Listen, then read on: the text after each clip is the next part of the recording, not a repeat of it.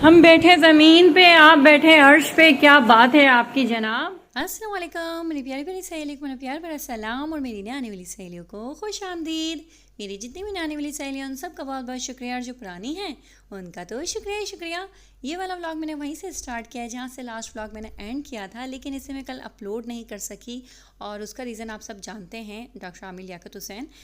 लेकिन मैं कुछ अपनी पर्सनल जो चीज़ें मैंने एक्सपीरियंस की है वो आज मैं आप लोगों के साथ शेयर करूँगी। हो सकता है कुछ लोगों के जहनों में जो बदगुमानियाँ हैं वो ख़त्म हो सकें मेरी ये बातें शेयर करने के बाद। वैसे आज से 3 महीने पहले एक मैंने वीडियो अपलोड की थी, अपने मेरे चैनल पे है, मैं लिंक डिस्क्रिप्शन में दे रही हूँ, अगर आप लोग चाहें तो वो भी देख सकते हैं। और मैंने उस वीडियो में भी आप लोगों से रिक्वेस्ट की थी कि प्लीज़ किसी को इतना ना सताएं कि वो इंसान जो है दुनिया छोड़ जाए। और इस वक्त जो है दुआ की बहुत ज़्यादा ज़रूरत है, तो दुआ को चाहिए कि अपने वालिद साहब के पास चली जाए। लेकिन चलें, कहते हैं ना कि इंसान के जाने के बाद उसकी कदर होती है, तो ऐसा ही कुछ हमारे साथ भी है। हम लोग बहुत ही बदगुमानियों में जी रहे हैं। हम लोगों को जब इंसान ज़िंदा होता है तो उसकी कदर नहीं होती, और जब वो चला जाता है तो हम अफसरदा हो जाते हैं। तो बस आज मेरा जो है रूटीन मैं आप लोगों के साथ शेयर कर लेती हूँ। असल में जब भी मेरे घर में एक दिन ऐसा आता है जब मैं सारे काम जो है एक ही दिन में करने बैठ जाती हूँ, जिसमें मुझे चिकन मैरिनेट करके रखनी होती है, मुझे कबाब बना के रखने होते हैं, सीख कबाब बना के रखने होते हैं, जो भी सारे ऊपर के काम होते हैं वो मैं आज कर रही थी। और मैंने यहाँ पर बना के रख दी थी पिज़्ज़ा की ट्रे भी साथ में, और मैं बना रही थी शामी कबाब। शामी कबाब की रेसिपी मेरे चैनल पे पहले ही है, अगर आप लोग देखना चाहें तो वो भी मैं लिंक डिस्क्रिप्शन में दे दूँगी। और कहते हैं ना, एक कंकड़ जो है अगर आपके मुंह में आ जाए तो आपके मुंह का जायका ख़राब हो जाता है। इसी तरह अगर आपकी ज़िंदगी में जो है एक कहीं काला धब्बा लग जाए, चाहे आपकी पूरी ज़िंदगी सफ़ेद पोशी में गुजरी हो, लेकिन कहीं एक काला धब्बा जो होता है ना वो आपके पूरे सफ़ेद लिबास को जो है दागदार कर देता है। तो अपने लिबास की ख्याल रखें। सामने, और ये मुझे सीख कबाब बना के रखने थे तो लाइट चली गई, इसे पीस नहीं सकती। यहाँ शामी कबाब बनाने थे तो गैस चली गई। क्या करें, पाकिस्तान है भैया, सब कुछ भुगतना पड़ता है। तो बस अब मैं इसको रख देती हूँ फ्रिज में, वरना ये ख़राब हो जाएगा गोश्त।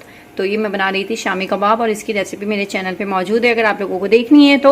और ये बना रही थी मैं सीख कबाब, इसकी भी रेसिपी मेरे चैनल पे मौजूद है। और ये मैं चिकन वॉश करके और इसकी शॉपर्स बना के रखूँगी, बिरयानी की, कढ़ाई गोश्त की, कौरमे की, और जो भी चीज़ें मेरे घर में बनती हैं, मतलब आलू गोश्त और ये सारी चीज़ें। तो बस ये काम है आज का मेरा। लेकिन क्या करें, ना तो पानी है, पानी तो है सॉरी ना बिजली है, ना गैस है। तो काम को यहीं ख़त्म करना पड़ेगा और करनी पड़ेगी घर की सफाई।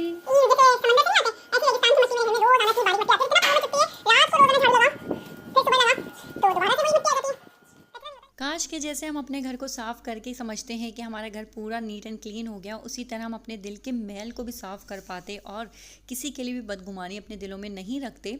तो बस ये हमारी ज़िंदगी का अलमिया है कि हम इंसान के चले जाने के बाद अफसरदा होते हैं। यहाँ पर मैंने बनाए थे पिज़्ज़ा, और बच्चों को मेरे पिज़्ज़ा बहुत ज़्यादा पसंद है, और आज रज़ा जो है उनका लंच बाहर था, तो बस मैंने दोपहर में पिज़्ज़ा बना के बच्चों को खिला दिए थे। और उसके बाद मेरी नंद जो है वो लेकर आ गई थी रज़ा के लिए दाल के पकौड़े। शाम में जब रज़ा आए हैं तो रज़ा को सरप्राइज़ मिला, क्योंकि उनको अपनी बहन के हाथ के दाल के पकोड़े बहुत ज़्यादा पसंद है। वैसे एक दिन पहले भी उन्होंने दाल के दही भल्ले और पकोड़े बना के रज़ा को खिलाए, और उसके बाद मेरी दूसरी नंद जो है वो रज़ा के लिए उनके पसंदीदा कबाब बना के लाई। एक नंद ने अपने घर पे बुला के रज़ा की फ़ेवरेट मिठाई मंगवा के वो खिलाई। तो बस यही प्यार मोहब्बत होता है जिसमें आप जो हैं अपने प्यारों को सहारा दे पाते हैं। तो मैं यहाँ पर बहुत खुश नसीब हूँ कि अल्हम्दुलिल्लाह हमें इतनी प्यार करने वाली फ़ैमिली मिली है। और जो लोग कह रहे थे कि रज़ा भाई को क्या हुआ है, तो मैं थोड़ा सा शेयर करना चाहूँगी। मैं नहीं चाहती अपनी पर्सनल लाइफ को इतना ज़्यादा सोशल मीडिया पे शेयर करना, लेकिन क्योंकि आप लोग भी मेरी फैमिली हैं तो मैंने सोचा शायद मेरे ये शेयर करने से आप लोगों को कुछ ना कुछ हिम्मत मिल सके, हौसला मिल सके कि हम किस तरह जो है इस मुश्किल वक्त से बाहर निकल सकते हैं।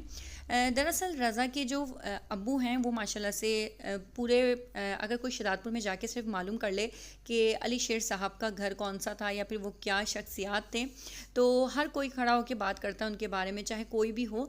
तो वो बहुत छोटी उम्र में, जब रज़ा बहुत छोटी उम्र के थे तो उनका इंतकाल हो गया। लेकिन रज़ा हर बकराईद को, क्योंकि उनकी बकराईद के पहले दिन जो है इंतकाल हुआ था, लेकिन रज़ा हर बकराईद से 1 महीने पहले बहुत ज़्यादा डिप्रेस हो जाते हैं और अपने अब्बू को याद करना शुरू कर देते हैं। और इस वक्त रज़ा को सबसे ज़्यादा ज़रूरत होती है अपनी फ़ैमिली की, और अगर उनकी फ़ैमिली उनको साथ देती हैं, उनको सपोर्ट करती हैं, तो रज़ा इस मुश्किल वक्त से भी गुजर जाते हैं।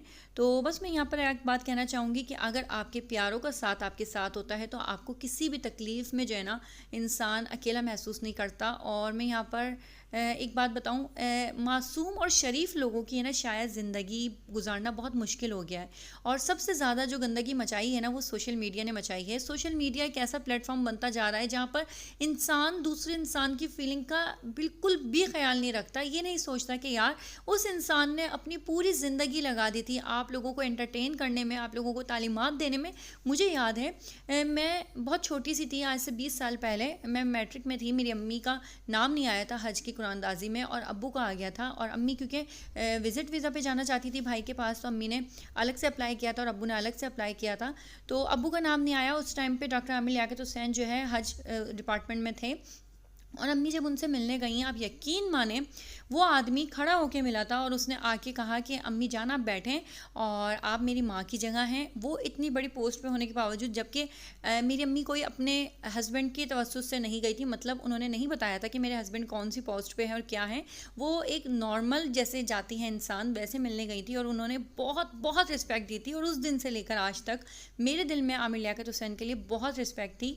और जब जब मैं उनकी कुछ मीम्स देखती थी या कुछ इस तरह की चीज़ें देखती थी तो मैं कहती थी यार ये इंसान बहुत अच्छा है लेकिन इसको शैतानी वसवसों ने घेर लिया है। इस वक्त इसको ज़रूरत है इसके अपनों की। और मैंने आज से 3 महीने पहले एक वीडियो भी बनाई थी, मैं लिंक डिस्क्रिप्शन में दे रही हूँ, अगर आप लोग देखना चाहें तो देख सकते हैं कि प्लीज़ दुआ अपने बाबा के पास चली जाए और उनको सहारा दो। जाहिर सी बात है मियाँ बीवी का एक ऐसा रिश्ता है जो कि दुनिया में आके बनता है, 3 अल्फाजों के साथ उसको बनाया जाता है और 3 अल्फाजों के साथ ही वो टूट जाता है। तो उनका पहली बीवी से उनका रिश्ता टूट चुका था, लेकिन बेटी और बाप का रिश्ता ऐसा रिश्ता होता है जो कि किसी अल्फाजों का मोहताज नहीं होता और वो टूटता कभी नहीं है। तो अगर शायद मुझे ऐसा लगता है कि अगर दुआ चली जाती अपने बाप को, वो माँ की ममता देती। क्योंकि मेरे अब्बू का हमेशा से एक बात कहना है कि बेटी के अंदर थोड़े अरसे बाद जो है ना बाप को अपनी माँ नज़र आना शुरू हो जाती है। तो ये हकीकत है कि मुझे भी जो है, मैं जब तकलीफ़ में होती हूँ, मैं पेन में होती हूँ, मुझे कोई परेशानी होती है तो मैं अपनी बेटी के जो है सर रखती हूँ गोद में और मुझे बड़ा सुकून मिलता है। मुझे लगता है मेरी माँ है ये। तो यही हकीकत है।